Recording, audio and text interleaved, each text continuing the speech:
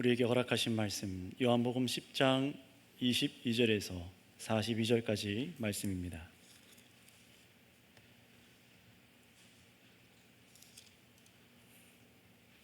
다 찾으셨으면 22절부터 42절까지를 저 한 절 여러분 한 절 읽도록 하겠습니다. 예루살렘의 수전절이 이르니 때는 겨울이라. 유대인들이 애워싸고 이르되 당신이 언제까지나 우리의 마음을 의욕하게 하려 하나이까? 그리스도이면 밝히 말씀하소서 하니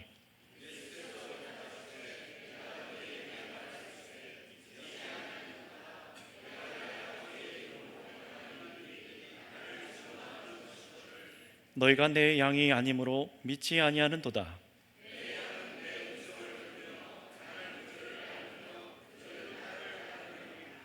내가 그들에게 영생을 주노니 영원히 멸망하지 아니할 것이요 또 그들을 내 손에서 빼앗을 자가 없느니라.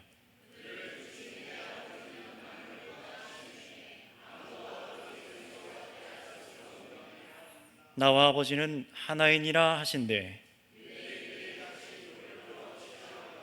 예수께서 대답하시되 내가 아버지로 말미암아 여러 가지 선한 일로 너희에게 보였거늘 그 중에 어떤 일로 나를 돌로 치려 하느냐?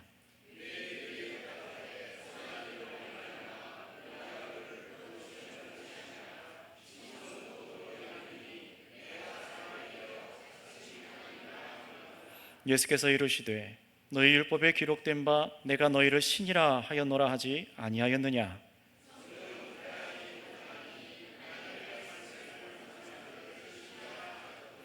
하물며 아버지께서 거룩하게 하사 세상에 보내신 자가 나는 하나님의 아들이라 하는 것으로 너희가 어찌 신성모독이라 하느냐?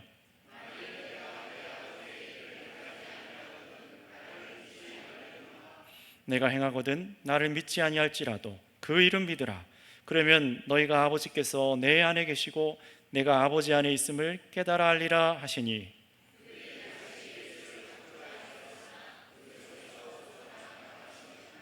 다시 요단강 저편 요한이 처음으로 세례를 베풀던 곳에 가사 거기 거하시나니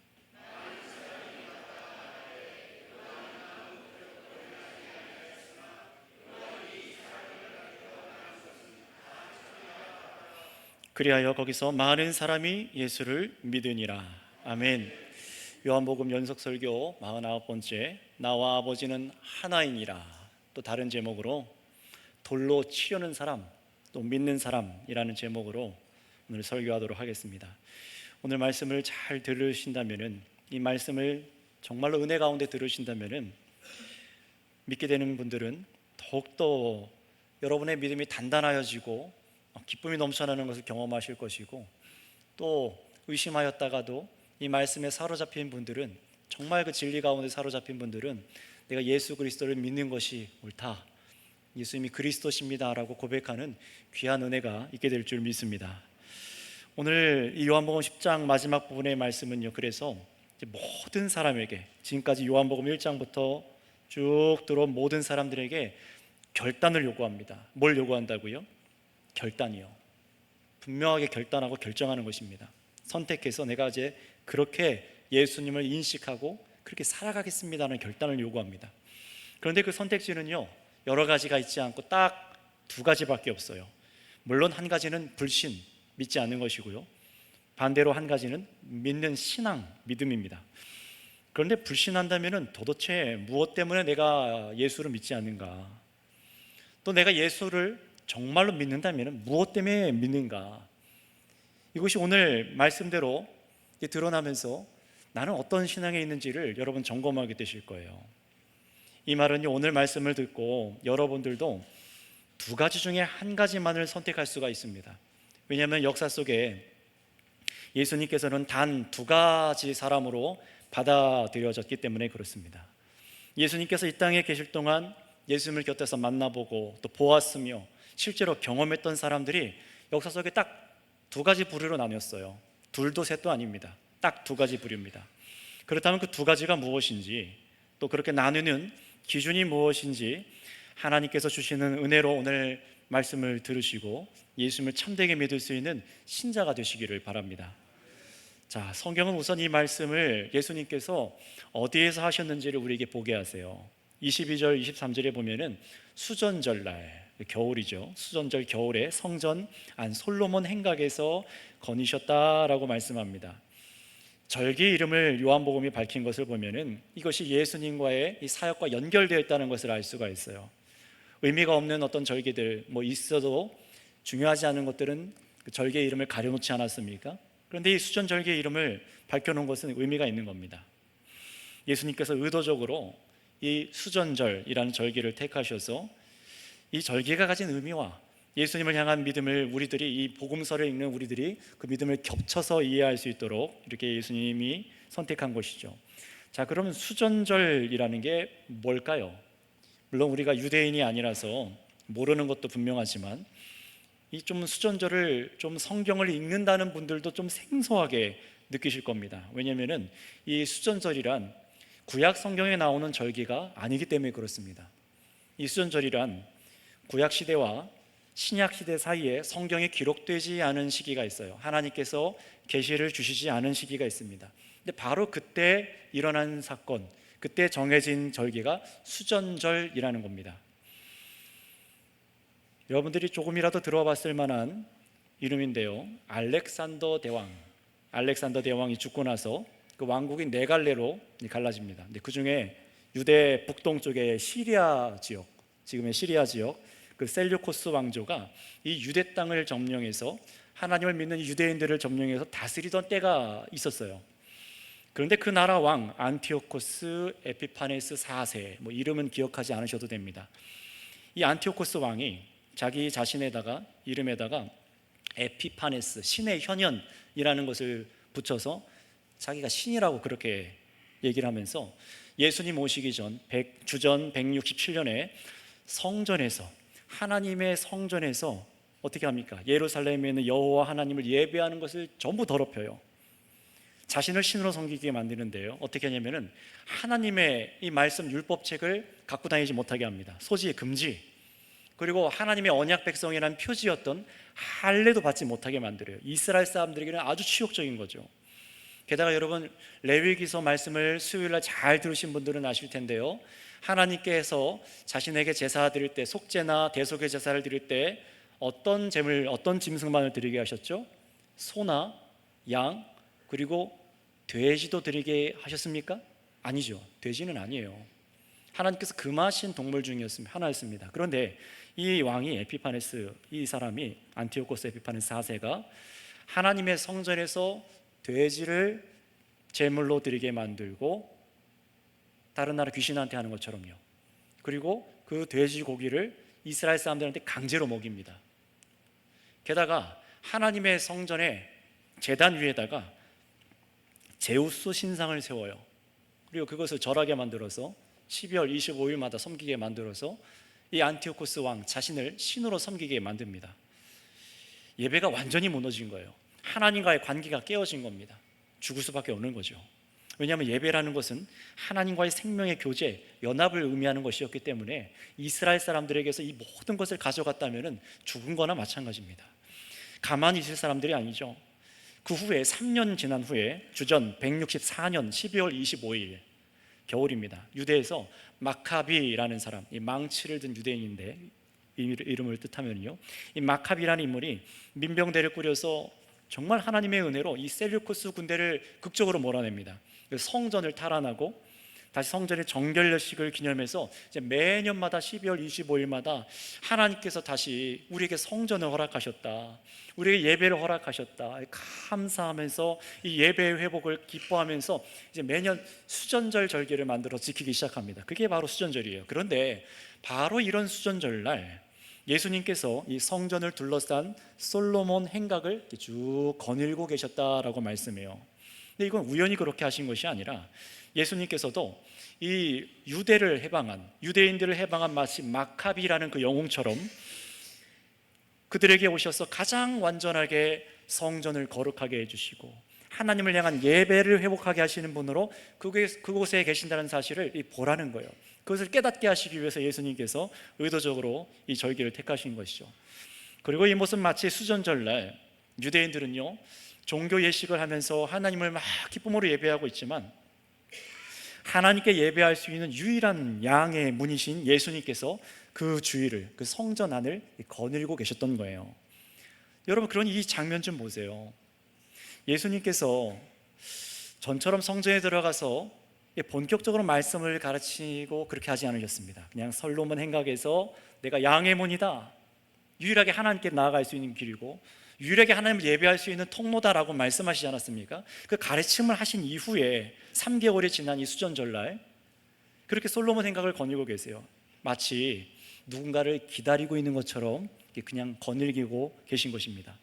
그러니 마땅히 지난번에 이 사람들이 들은 것처럼 예수님이 선한 목자다, 양의 문이다, 유일한 그리스도라는 사실을 알면 어떻게 해야 되겠습니까? 수전절날 이 성전을 솔로몬 행각을 거닐고 계신 예수님께 나와서 경배하고 내가 당신을 예배합니다, 그렇게 해야 되지 않겠어요? 정말로 여러분, 유대인들이 예수님께로 나오기 시작합니다. 자, 그런데 어떻게 나왔는지 우리 24절 말씀을 한번 읽어보겠습니다. 왜 그들이 나왔는지 24절 말씀입니다. 시작. 유대인들이 애워싸고 이르되 당신이 언제까지 우리의 마음을 의욕하게 하려 하나이까? 그리스도이면 밝히 말씀하소서 하니. 아멘. 어떻습니까? 이 유대 종교 지도자들이 찾아와서 예수님을 빙 둘러쌌어요. 기대대로 예수님을 경배하기라도 했을까요? 해석하게도 그러지 않았죠. 이들은 말합니다. 불신에 차서 말하는 거예요. 언제까지 우리의 마음을 의욕하게 하렵니까? 이걸 헬라어 원어로 조금 직역을 하자면, 의미를 좀 더 살리자면, 왜 우리를 숨막히게 하십니까? 그리스도입니까? 아닙니까? 아니면 여기 계시지 말고 사라지라는 거예요. 우리를 불편하게 하지 말라는 겁니다. 실제로 예수님께서 자신을 직접 그리스도라고 문자적으로 언급한 적은 없으시지만, 그럼에도 주님께서는요, 예수님 자신을 그리스도라는 것을 알도록 계속해서 표적을 일으키셨어요. 계속해서 성경 말씀이 하나님께서 뭐라고 말씀하셨는지를 인용해서 하나님의 뜻대로 기적을 일으키시고 표적을 보이시고 가르침을 주셨죠. 그래서 정말로 믿는 사람들은 예수님께서 내가 그리스도다라고 말하지 않아도 다 알아봤습니다. 믿게 되었어요. 예수님께서 행하신 일과 가르침을 듣고 이분이 그리스도시구나라는 것을 알겠다는 겁니다. 따라서 이 사람들은 왜 당신은 그리스도라고 선명하게 밝히지 않소? 왜 우리를 숨막히게 하고 의혹에 빠지게 만듭니까? 라는 것은요, 사실 예수님께 핑계대는 거죠. 핑계를 지금 예수님께 돌리고 있는 거예요. 다 알만한 일들과 말씀을 이미 하셨음에도 불구하고 자신들의 믿음 없음을 예수님께로 핑계로 돌리고 있는 겁니다. 따라서 예수님께서 예루살렘 수전절날 이곳에 계심에도 불구하고 하나님의 은혜를 예배한다는 사람들이 정말로 하나님께로 나아가게 만들 유일한 통로시며 성전이시며 정말 하나님께 나아갈 유일한 분이신 예수님을 경배하지 않고 그저 의심에 빠져 있는 거예요. 불신하고 있는 겁니다. 아무리 당신의 행동을 봐도, 일으킨 기적을 봐도 당신 그리스도가 아닌 것 같습니다. 맞다면 좀 확실하게 밝혀보세요. 전처럼 신기한 표적을 구하는 거죠. 이렇게 불신하는 자들, 바로 이것이 오늘 앞에 설교에 말씀드린 대로 두 가지 선택지 중에 한 가지, 불신하는 믿지 않는 사람들의 행동입니다. 바로 이런 사람들을 향해서 예수님께서는요, 이제 두 가지를 말씀하시는데요. 먼저 25절에 첫 번째로 내 아버지의 이름으로 행하는 일들이 나를 증언하는 것이다 라고 말씀하세요. 이 무슨 말이냐면은 예수님께서 하시는 일들이 하나님의 일을 하는 것인데, 하나님의 일들로 일어나는 것인데, 바로 이것 자체가 예수님을 그리스도라고 그렇게 증거하는 말씀이라는 겁니다. 자, 그리고 26절에 두 번째로 또 말씀하세요. 너희가 내 양이 아니기 때문에 나를 믿지 않는 것이다 라고 예수님 말씀하세요. 자, 성도 여러분, 여기서 주목하셔야 됩니다. 오늘 계속해서 보게 될 이 성경 본문의 핵심이 여기서부터 이미 나온 거예요. 말씀드린 대로 예수님을 두고 사람은 두 가지 태도로 갈라지게 되어 있는데요, 그 기준을 주님 말씀하셨습니다. 저들은 좀 밝히 그리스도인지 아닌지 말해달라 하는데 예수님은 그 대답으로 그래, 내가 그리스도다 이렇게 말하지 않으세요. 그렇게 대답하시기보다 이렇게 말씀하셨습니다. 내가 내 아버지의 이름으로 행하는 일들이 나를 증언하는 것이다. 이 무슨 말입니까? 예수님께서 지금까지 자신이 행하는 일이 곧 하나님 아버지의 이름으로 하는 것이기 때문에 이 일을 보면은 예수님이 정말로 그리스도인지 아닌지 사람들이 자세히만 알아보려고만 한다면 알 수 있다는 거예요. 생각해 보세요. 도무지 누가 이런 일을 할 수 있습니까? 그 일들을 하나하나 미루어 보고 정말로 이것이 하나님의 일인가, 선한 일인가, 악한 일인가 분별만 할 수 있다면 이것이 사람이 할 수 없는 일이기 때문에 하나님의 일이라는 것을 알 수 있다는 겁니다. 그리고 이 일을 하시는 예수께서 그리스도시구나 알 수 있다는 거죠. 다르게 말하면 지금 우리는 이 기록된 말씀으로 예수님께서 2000년 전에 행하신 일을 읽고 있지만, 예수님께서 역사 속에 행하신 일들이 그저 이 땅에 그냥 한 사람, 어떤 능력 있는 사람이, 그냥 신비한 어떤 사람이 행한 일들이 아니라 무엇이라는 겁니까? 예수님의 아버지, 곧 하나님의 일을 하고 계시다는 거예요. 바로 여러분, 이것이 기준입니다. 예수님이 하나님 아버지의 일을 하고 있다는 것이 믿어지는 사람과 그렇지 않은 사람, 이 차이가 바로 기준이 되는 거예요. 이것이 사람을 둘로 나눕니다. 한번 이 자리에 있는 여러분도 한번 진지하게 한번 여러분의 신앙, 예수님을 향한 시선을 한번 생각해 보여요. 익히 듣고 읽은 이 성경에서 예수님께서 행하신 수많은 일들을 여러분들이 이해하는데, 그 일들이 과연 누구의 이름으로 이루어지는지를 한번 생각해 보시기 바랍니다. 예수님께서 어떤 일들을 하셨습니까? 조금 추격하자면 예수님께서 물고기 2마리와 보리떡 5개로 기적적으로 5,000명을 먹이셨어요. 그런 표적을 보이시고, 또 말씀으로 명령하시자 먼 곳에 떨어진 죽을 병에 걸렸던 아이가 완전히 낫게 되고, 또 38년 동안 안진뱅이였던 사람을 말씀으로 일으켜 세워서 고치셨고, 또 나면서부터 보지 못했던 맹인을 눈뜨게 하셨습니다. 그 외에도 수많은 고치는 일들을 행하시는데, 이 행하신 일들이 예수님의 이름으로 행하는 것이 아니라, 자기 이름으로 행하는 것이 아니라 어디요? 아버지 하나님의 이름으로 이루셨다라고 말씀하시는 겁니다. 다시 말하면요, 사람으로 오신 예수님의 일들이 신기한 능력으로, 어떤 사람이 어떤 초자연적인 능력이 있어서 한 것이 아니라 무엇입니까? 우리 눈에 보이지 않지만, 우리 눈으로 볼 수 없지만 바로 정말로 계시며 살아계신 영생하신 하나님의 일로 보여야 한다라는 것입니다. 정말로 그 일을 보이기 위해서 예수님께서 이 모든 일들이 하나님의 일들이라는 것을 계속해서 밝히시고 얘기하시면서 표적을 일으키신 것이죠. 자, 여러분, 이것이 정말로 구원받는 믿음과 직결된 아주 중요한 것이에요. 이 땅에 우리 사람의 눈에 보여졌고 만져졌고, 그렇게 예수님께서 행하셨던 일들을 직접 경험했던 사람, 예수님이 하신 모든 말씀이 정말로 보이려고 하는 그 목적이 있습니다. 뭔가를 나타내기 위한 거예요. 뭐였습니까? 예수님 자신이 위대하다, 내가 이런 기적을 일으킬 수 있다, 그게 아니에요. 예수님께서 누구를 나타내 보이시려고 합니까? 바로 하나님 아버지시죠. 정말로 살아계시고 그분이 계시다는 것을 깨닫게 하기 위함입니다. 그러니 지금까지 예수님이 행하시는 일은요, 이 하나님 아버지께서 이 땅에 보낸 아들을 통해서 세상에 행하고 계시다는 사실을 깨달아 보라는 거였어요. 그럼에도 이 불신하는 사람들은, 예수님을 둘러싼 이 사람들은 지금껏 보고 듣고 예수님께서 행하신 이 놀라운 일들을 보면서도 전혀 자신들이 예배하는 하나님 아버지와 이 예수님의 이 일들을 연결해서 보지를 못합니다. 일부러 의도적으로 연결하지 않으려고 했다는 것이 맞죠. 가르쳐 주어도 의도적으로 예수님을 거절하고 귀를 막고, 자신이 섬기는 하나님과 이 예수는 관련 없다라고 낙인 찍어서 예수님을 자신들 안에 들어오게 만드는 게 싫어서 선을 그어서 아예 불신앙으로 빠집니다. 바로 이런 사람들을 향해서 예수님께서는 뭐라고 말씀하셨어요? 너희가 내 양이 아니기 때문에 믿지 않는 것이다 라고 말씀하세요. 하나님께서 사람의 타락하고 부패한 본성을 그대로 내버려 두실 때 어떻게 됩니까? 그때에 이 사람은 불신하는 마음이 아무리 복음을 들어도 더욱더 불신이 깊어지고 믿음으로 나아가지를 못합니다. 그런데 그렇게 양으로 택함받지 못해서 자기 죄에 매몰된 사람의 특징이 뭐냐면은, 예수님의 일하심을 보고 들어도, 이 놀라운 기적을 성경으로 읽고 들어도, 이 역사 속에 일어난 일들을 읽고 들어도 정말로 하나님의 살아계심과 하나님의 일하심을 읽어내질 못한다는 거예요. 그게 믿음 없는 사람들의 특징, 예수님의 양이 아닌 사람들의 특징입니다. 그러나 반대로 예수님께서 나의 양이다, 내 양이라 라고 말씀하는 사람들은요, 달라요. 어떻게 다를까요? 27절에 양들은 예수님의 음성을 알아듣고 뿐만 아니라 분명히 목자이신 예수님께서 자기 양떼를 알고 계신답니다. 양과 양이 아닌 사람들을 예수님께서 나누신다는 거예요.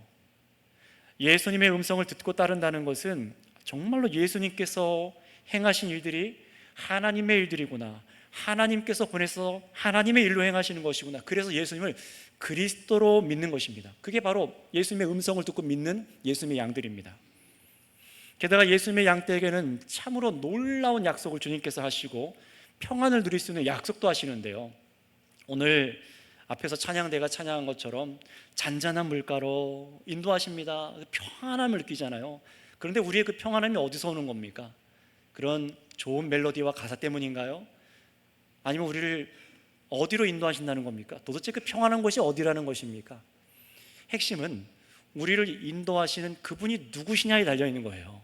도대체 우리를 잔잔한 물가라고 인도하시는 그분이 누구시냐, 그게 중요한 거 아니겠습니까? 그래서 예수님께서 우리에게 어떤 평안의 약속을 하시는지 28절, 29절 말씀을 한번 읽어보도록 하겠습니다. 자신의 양들에게 얼마나 큰 약속을 주고 계신지 28절 9절 읽겠습니다. 시작. 내가 그들에게 영생을 주노니 영원히 멸망하지 아니할 것이요 또 그들을 내 손에서 빼앗을 자가 없느니라. 그들을 주신 내 아버지는 만물보다 크심에 아무도 아버지 손에서 빼앗을 수 없느니라. 아멘. 참으로 믿는 성도 여러분, 먼저 이 말씀을 기뻐하시기 바랍니다. 또 이 말씀이 참으로 큰 평안이며 안전한 말로 들리신다면 나에게 하나님의 은혜가 임해서 내가 주님의 양으로 이 말씀이 들려지는구나 깨닫고 감사하시기 바랍니다. 왜냐하면 지금 하나님께서 아들 예수님께서 주신 양들은 이 예수님의 말씀이 뭐라고 합니까? 그저 옛날 위대한 인물의 시적인 아름다운 말을 하거나 어떤 놀라운 가르침을 그냥 준다, 이렇게 믿은 사람이 아니라 이 양들은 어떻게 믿었습니까? 이분이 정말로 그리스도이심을 믿고 하나님께서 보내신 그리스도임으로 믿고 그렇게 따라가는 거예요. 그런데 보시면은요, 이 말을 하신 분이 누구십니까? 이 말을 하신 이 예수님은요, 그냥 단순히 우리 사람 중에 하나로 놀라운 일을 하신 것이 아니라 참으로 우주 만물을 다스리시는 만물보다 크신 창조주 하나님과 하나이신 예수님께서 하시는 말씀이기 때문에 그렇습니다. 여기서 사람들이 안전함을 느끼는 거예요. 내가 예수님의 양이다, 바로 여기서 안전함을 느끼는 겁니다. 무슨 말인지 한번 들어보세요.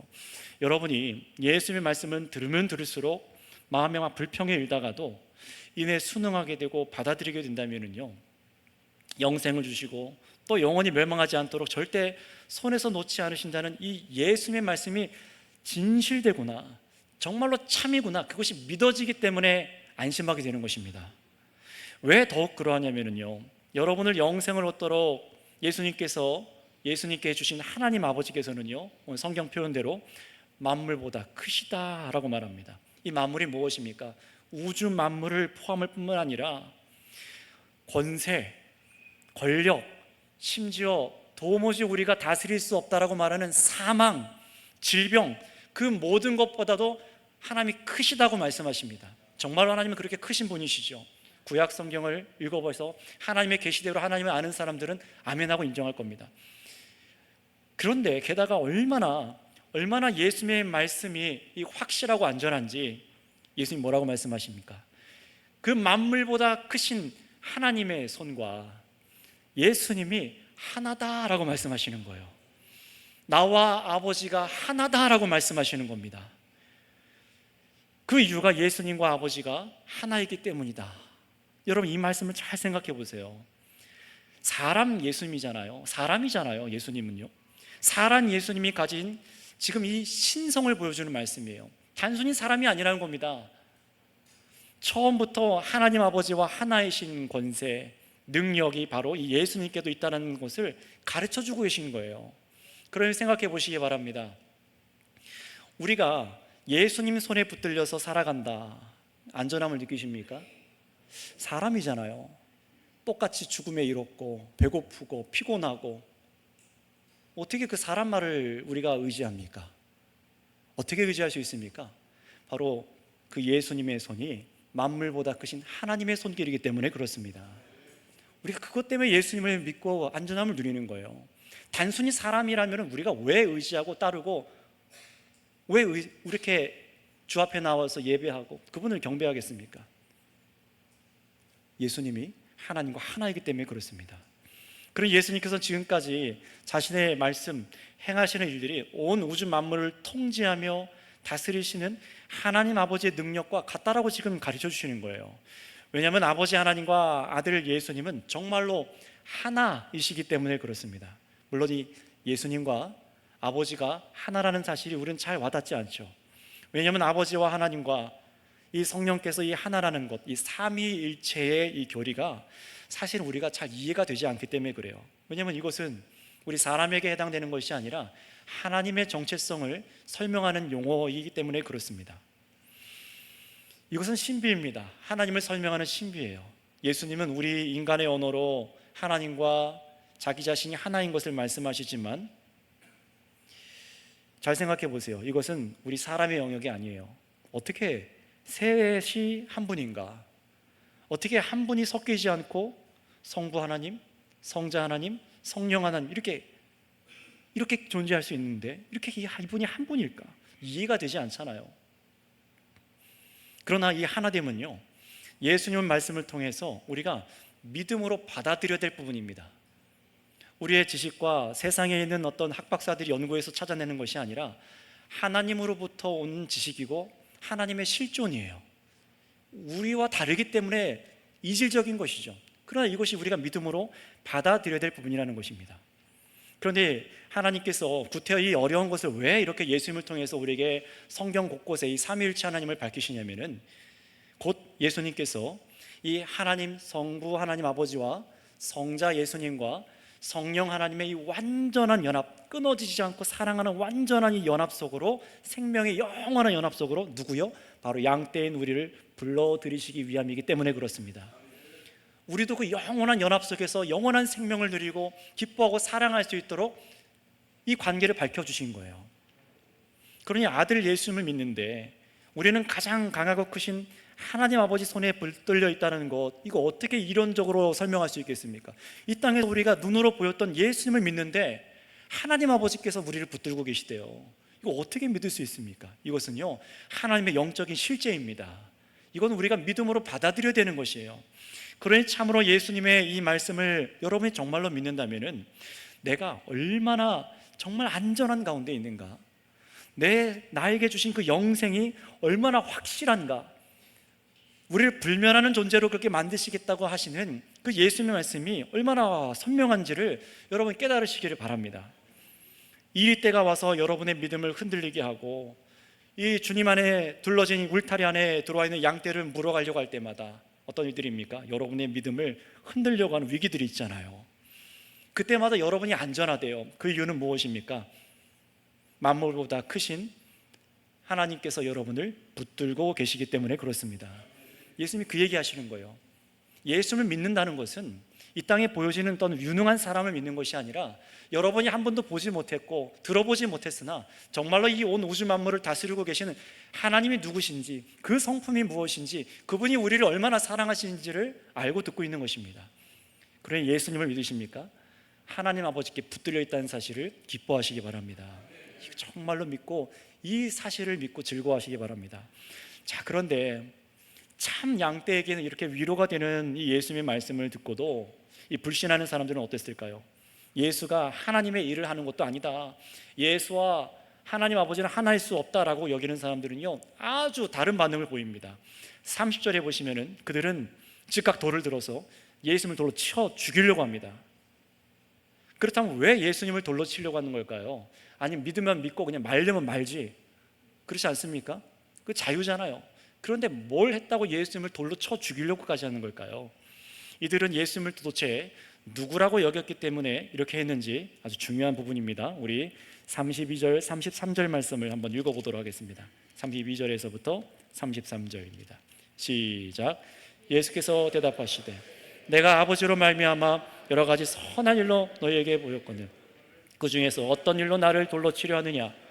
유대인들이 대답하되 선한 일로 말미암아 우리가 너를 돌로 치려는 것이 아니라 신성모독으로 임함이니 내가 사람이 되어 자칭 하나님이라 함이로라. 아멘.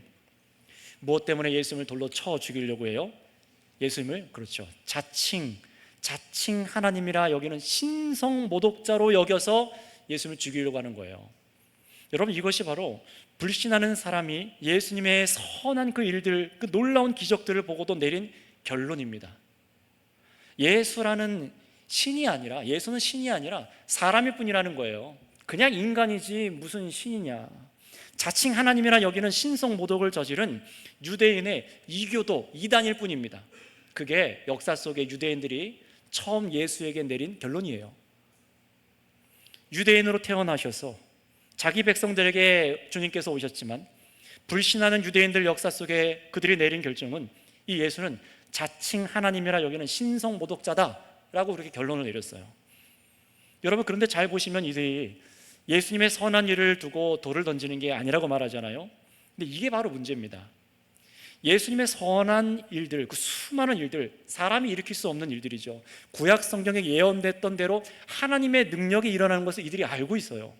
그럼에도 불구하고 이 예수님과 하나님을 연결지어서 믿으려고 하지 않습니다. 정확히는 이들이 하나님을 예배한다고 했지만 사실은 하나님의 살아계심도 잘 알지 못하는 것이죠. 왜 그랬을까요? 그러니 율법을 자기 마음대로 바꿔서 어그러뜨려서 사람을 지배하고 자기의 의를 드러내려고 하는 엉터리로 백성을 다스렸잖아요. 하나님이 없는 것, 살아계시지 않는 것처럼 여긴 거예요. 그러니 여러분 보시기 바랍니다. 이들은요,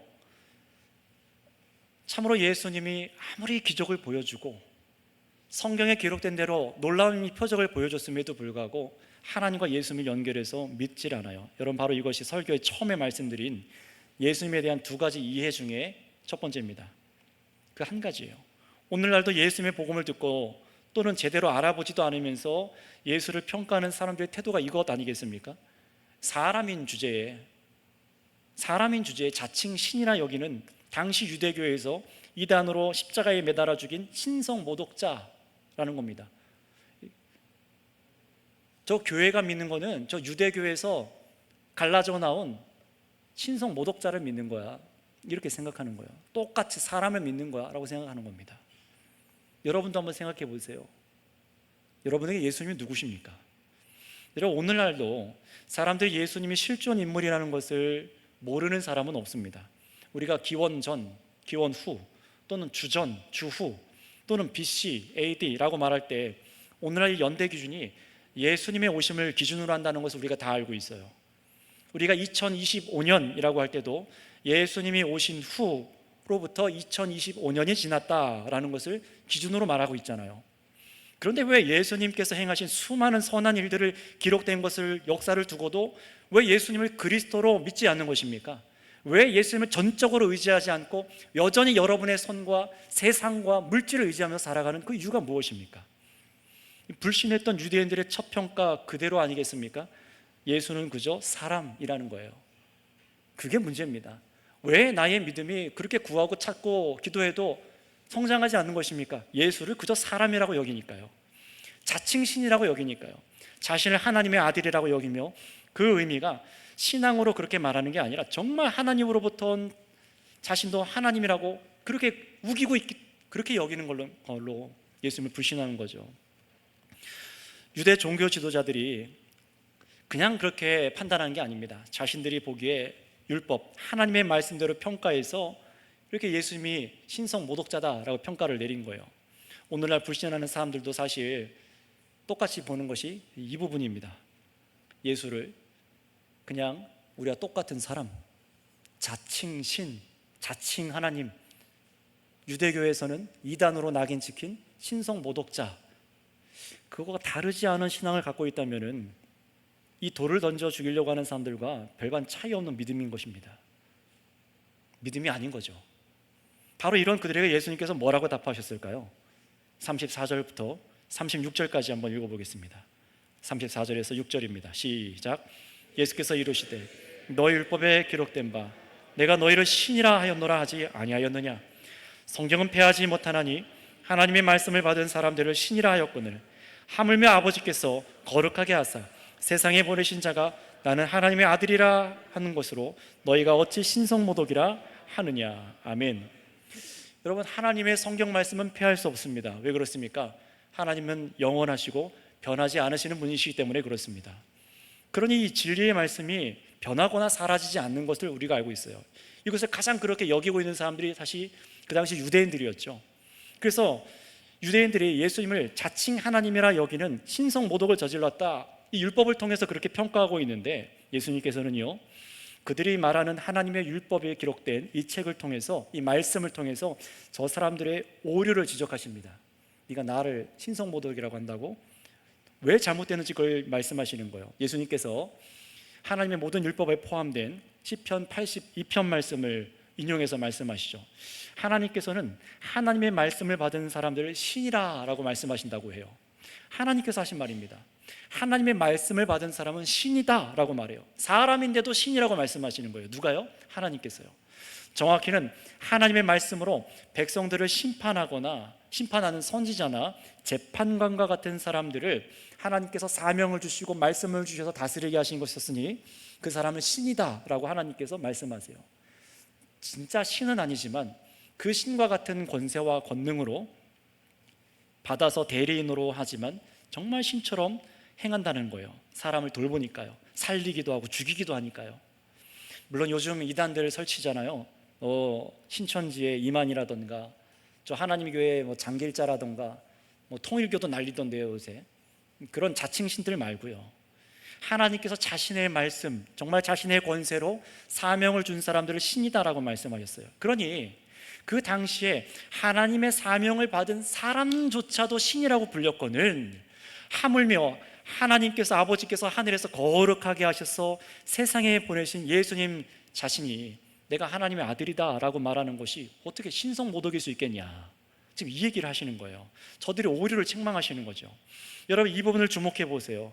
신이라고 불렸던 사람들이 있었는데 그에 비교해서 예수님이 어떤 분인지를 비교해 보세요. 감히 사람도 하나님의 말씀을 받았을 때 신이라고 불렸는데 이 사람이라고, 신성 모독자라고, 자칭 신이라고 그렇게 말한 예수님을 한번 비교해 보세요.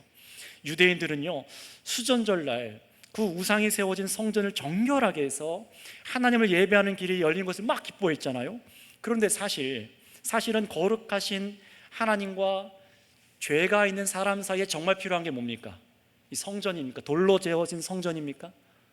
아니면 정말 양과 염소로 제사법에 드리는 그 제사법이 정말 우리를 깨끗하게 하고 영원히 살려서 하나님을 예배할 수 있게 합니까? 불가능하잖아요. 어떤 건물도, 예배 형식도, 제사 형식도 저와 여러분들을 정말 거룩하게 하지 못합니다. 저와 여러분들 사이에, 하나님과 우리 인간 사이에는 커다란 벽이 막혀 있잖아요. 그 죄의 벽이잖아요. 그것을 허물 수 있는 것, 영원히 그 벽을 허물어서 하나님께 나아가 영생을 얻을 수 있도록 하시는 그 유일한 존재가 누구십니까? 예수님이십니다. 이 땅에서가 아니라 하늘에서 거룩한 제물로 만드셔서 보내신 예수님이세요. 하나님의 성전에 돼지가 올라가고 제우스 신상이 세워지고 하나님과의 관계가 막혔어요. 이 세상에 다이아몬드, 사파이어, 금, 어떤 것을 갖다 제물로 바쳐야 하나님과 길이 열리겠습니까? 그 어떤 것도 이 세상에 있는 것은 거룩한 것이 없습니다. 오직 하늘에서 하나님께서 친히 거룩하게 하셔서 보내신 아들 예수 그리스도 외에는 거룩한 분이 없으신 겁니다. 바로 그런 분이세요. 예수님께서는요, 죄에서 자신의 양떼를 구원할 사명을 주셔서 보내신 바로 예수님이 바로 이런 분입니다. 이런 거룩한 분으로 세상에 오신 분을 향하여서 신성 모독자다, 하나님의 아들이라고 말했다고 신성 모독이라고 한다고요? 그럴 수 없는 것이죠. 오히려 정말 이 예수님이 누구신지 아는 사람이라면 하늘에서부터 거룩하게 되어셔서 세상에 보내신 바로 우리를 살리신 그리스도로 믿고 감사해야 될 줄을 믿습니다. 그래서 예수님께서는요, 이 말씀을 듣는 사람들을, 당시 유대인들만이 아니라 이 복음서를 읽는 저와 여러분들, 의심하며 예수가 그냥 사람 아니야? 그냥 신성 모독자 아니야? 이렇게 믿는 사람들을 향해서 다시금 복음으로 초청하는 말씀을 하십니다. 37절에서 38절입니다. 만일 내가 내 아버지의 일을 행하지 아니하거든 나를 믿지 말려니와 내가 행하거든 나를 믿지 아니할지라도 그의 일은 믿으라. 그러면 너희가 아버지께서 내 안에 계시고 내가 아버지 안에 있음을 깨달아 알리라 하시니. 아멘. 계속해서 예수님께서 강조하시는 말씀은 뭘 믿으라고 하는 것입니까? 한번 따라해 주시기 감사합니다. 아버지의 일을 믿으라. 아버지의 일을 믿으래요.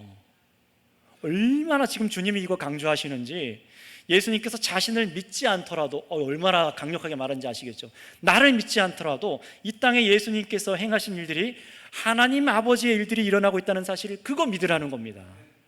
왜냐하면 예수님께서 하시는 일들이 하나님의 일들이라는 것이 믿어지기 시작할 때 비로소 믿는 사람이 엄청난 지식에 이르게 되기 때문에 그렇습니다. 그 지식이 무엇입니까? 바로 38절에 아버지와 아들이 하나라는 겁니다. 내가 아버지 안에, 아버지가 내 안에 연합하여 계시다. 예수님이 누구라는 겁니까? 하나님이시라는 거예요. 참으로 하나님의 아들 그리스도시라는 거예요. 참으로 예수라는 인물이 자칭 신이 아니라 참으로 온 세상 만물보다 크신 하나님 아버지와 완전한 연합 가운데 계신 그리스도이신 것을 알게 된다라고 말하는 것입니다.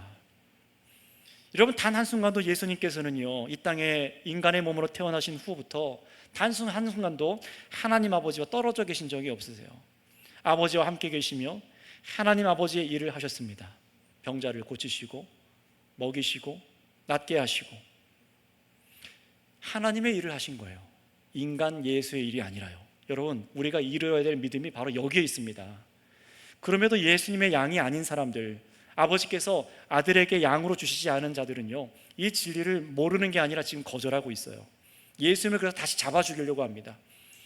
너무나 당연하고 너무나 논리적인 이 말씀 앞에서도 이들은 어떡합니까? 그저 싫어요. 받아들이고 싶지 않습니다. 우리가 똑같은 인간이 자신 앞에서 군림하려고 하는 것 마음에 들지 않습니다. 왜 그렇습니까? 인간의 죄성은 내 위에다가 누구를 두기 싫어하잖아요. 남편과 아내의 관계 속에서도 아내가 나보다 위에 있으면 싫어하고, 반대로도 그렇죠. 여러분, 이것이 우리 인간의 죄성입니다. 그런데 가장 율법을 이용해서 가장 높아져 있는 종교 권력자들이 예수란 분을 만난 거예요. 근데 그분이 하나님의 아들입니다. 그분이 하는 권세와 능력을 부정할 수는 없어요. 그럼에도 거절하는 이유는 무엇입니까? 자기 죄 때문이에요. 인정하고 싶지 않은 겁니다. 똑같은 사람이. 그럼에도 불구하고 예수님을 향해서 이 사람들이 이제 다시 잡아서 죽이려고 하는데 어떻게 됩니까? 앞서서 우리가 보신 것처럼 이 예수님이 자기를 잡아 죽이려고 하는 사람들을 그 틈에 그냥 쓱 또 지나가십니다. 아무도 예수님께 돌을 던지거나 손을 댄 사람이 없었답니다. 그 이유는 무엇입니까? 앞에서 우리가 보신 것처럼 예수님께서 누구와 함께 계신 것이죠?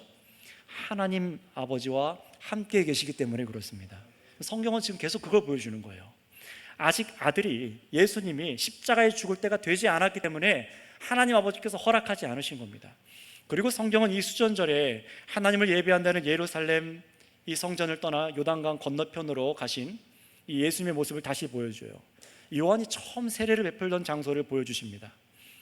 그리고 성경이 어떤 말씀으로 이제 우리를 마지막으로 가르치시는데요, 우리 40절에서부터 42절 말씀을 통해서 우리 두 번째 결론, 두 번째 부류의 선택 사람들은 어떤 모습으로 나타나는지를 우리 한번 확인하도록 하겠습니다.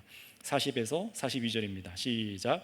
다시 요단강 저편 요한이 처음으로 세례를 베풀던 곳에 가서 거기 거하시니 많은 사람이 왔다가 말하되 요한은 아무 표적도 행하지 아니하였으나 요한이 이 사람을 가리켜 말하는 것은 다 참이라 하더라. 그리하여 거기서 많은 사람이 예수를 믿으니라. 아멘. 보세요, 예수님이 또 거기 거하시니 이번에도 많은 사람들이 몰려옵니다. 아까 비슷한 상황이죠. 그런데 이 사람들은 좀 달라요. 둘러서서 죽이려고 하는 게 아니라 자신들끼리 이렇게 얘기합니다. 우리에게 세례를 베풀었던 요한은 아무런 표적도 행하지 않았는데 이 요한이 가리켜 말한 이 사람은 다르다. 요한이 이 사람을 가리켜 한 말이 다 참되다. 그렇게 말을 합니다. 그리고 거기 있는 사람들이, 많은 사람들이 예수를 믿었다라고 성경을 기록합니다. 여러분, 요한이 요한복음 1장 7절에서 하셨던 말씀을 기억하십니까? 요한은 이렇게 말했어요. 모든 사람이 자기로 말미암아 믿게 하려 함이라. 자기로 말미암아 예수님을 믿게 하기 위해서 이 땅에 왔대요. 하나님으로부터 사명을 받은 사람이에요, 자신은요. 그래서 뭐라고 합니까? 나는 그리스도가 아니고 바로 저 예수님이 하나님의 어린 양이며 하나님의 아들이고 신부를 취하는 신랑입니다. 저 예수님이 하늘로부터 위로부터 오신 분이고 저 예수님이 하나님의 영을 한량없이 주시는 분이고 성령으로 우리에게 세례를 베풀어 주시고 세상 죄를 없애시는 분입니다. 바로 그 예수님을 믿는 자가 영생을 얻습니다. 이게 요한이 한 증거였어요. 앞서서 예루살렘에 예수님을 애워쌌던 사람들은 이 요한의 증언을 똑같이 들었음에도 불구하고 예수를 믿지 않았습니다. 예수님이 하시는 일을 하나님의 일과 연결시켜서 보지 않고 자칭 하나님이라는 신성모독자로 그렇게 결론을 맺은 거예요, 그냥. 그러나 이 요단강에서 예수님께로 나온 사람들은요, 예수님을 믿게 됐습니다. 진정으로 믿게 됐어요. 똑같이 예수님이 일으키신 표적으로 일으키신 선한 일들을 보면서 세례 요한이 했던 증언의 말씀을 기억합니다. 여러분, 이게 중요한 거예요. 말씀과 표적이 같이 가야 돼요. 말씀과 표적입니다. 이 사람들은 표적만 생각하지 않았어요. 요한의 말이 진짜다, 그 증언을 기억한 거예요. 여러분, 이것이 중요한 겁니다. 이 표적들을 보면서 사람이 행할 수 없는 기적들이잖아요. 근데 이 기적들을 보면서 와, 신기하다, 놀랍다, 그 정도로 끝난 것이 아니라 무엇을 떠올렸다고요? 요한이 한 말이 다 참이더라. 할렐루야. 정말 무슨 말을 하는 겁니까? 이 예수님이 참으로 하나님의 어린 양이십니다. 참으로 이분이 우리의 그리스도십니다. 참으로 이분이 하나님과 하나이십니다. 이게 받아들여졌다는 거예요. 지금 성경을 그걸 얘기하고 있는 겁니다. 그래서 참으로 예수는 믿는 자에게 영생을 주시는 그리스도다라는 사실이 이들이 받아들였다는 거예요. 근데 보세요, 이들이 똑같이 예수님이 하시는 일을 똑같이 보고도 다른 판결을 내렸습니다. 그러니 여러분, 믿음에 이르는 사람들이 읽어내야 될 가장 중요한 것이 무엇입니까? 예수님이 행하시는 일들이 누구의 일이라고요? 하나님의 일이라는 것을 봐야 됩니다.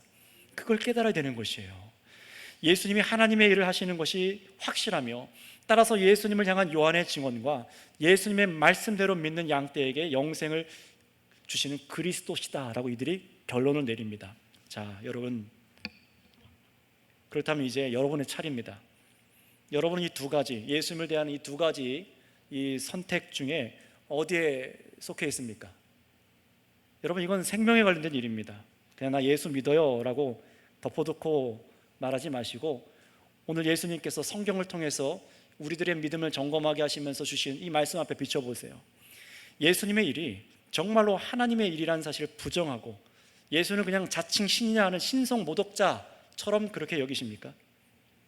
아니면 참으로 하나님의 일을 하셨으며 성경의 증언과 주님의 말씀대로 예수님이 참으로 믿는 자에게 영생을 주시는 그리스도로 믿으십니까? 여러분, 이 두 가지 결론 외에는 예수님에 대한 선택지는 없습니다. 제3의 믿음, 그런 거 없습니다.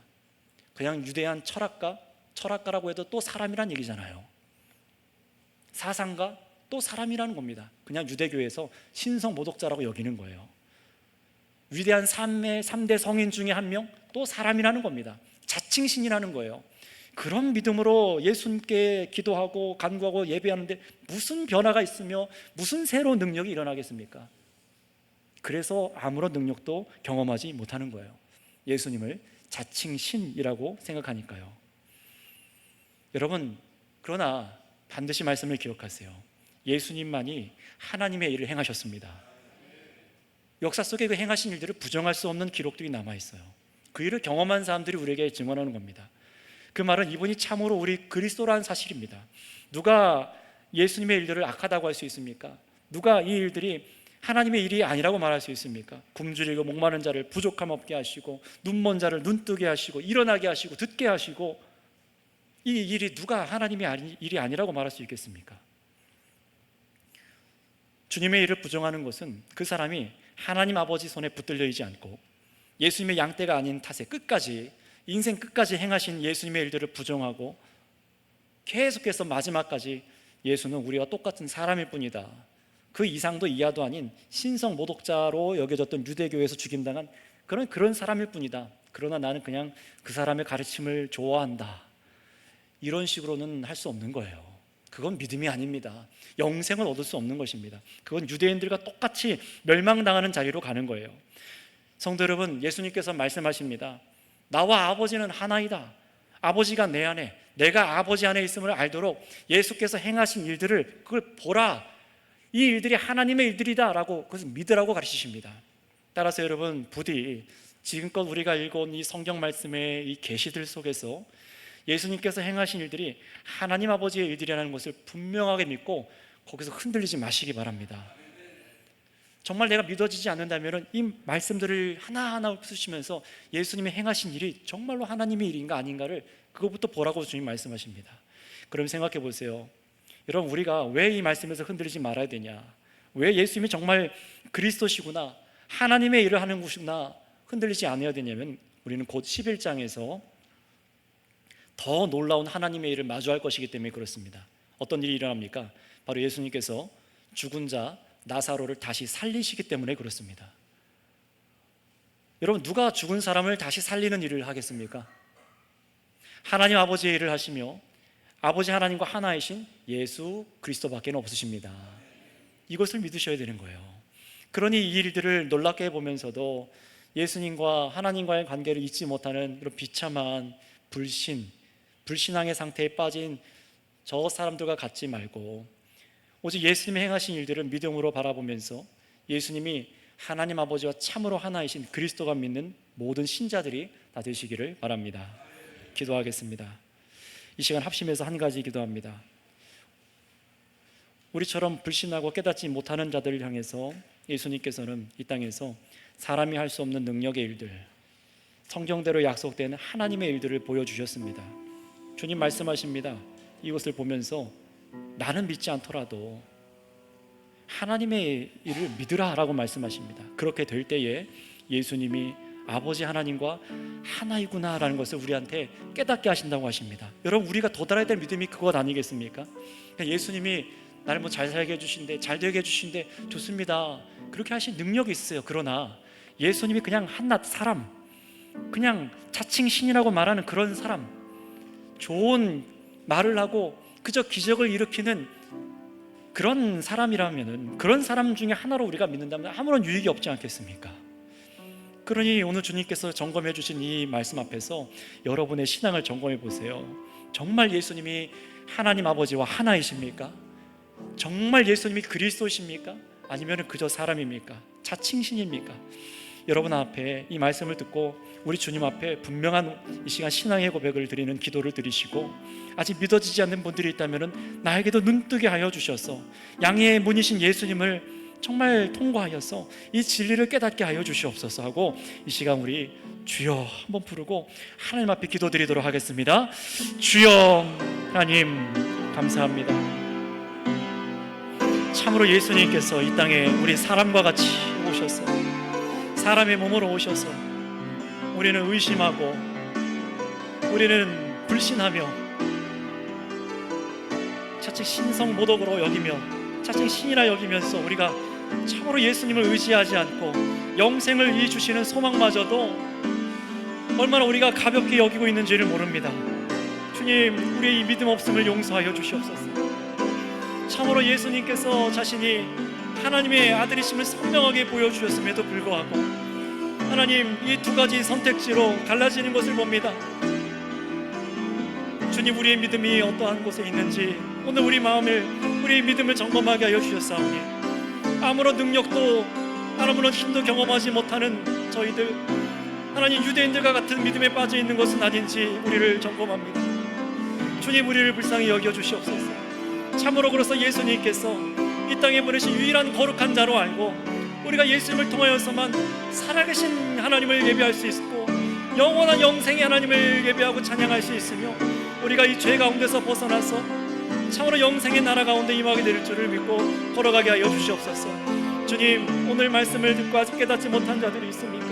긍휼히 여겨 주셔서 우리 주님이 하신 일을 미루 알게 하여 주시고 하나님 아버지 자세하게 알게 하여 주셔서 깨달아 볼 수 있는 시선을 열어주시고 주님의 은총 가운데 거하게 하여 주시옵소서.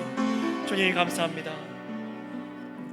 사랑의 하나님 아버지, 이 어두운 세상 속에 수많은 사람들이 자신이 신이라고 말하며 또는 예수님의 역사를 보면서도 죽은 자를 다시 살리실 뿐만 아니라 수많은 선한 하나님의 일들을 하였음에도 불구하고 그저 신기한 일로 치부하고 예수님을 자칭 신이라 여기며 신성 모독자로 못 박아 죽인 저 유대인처럼 행동하고 있습니다.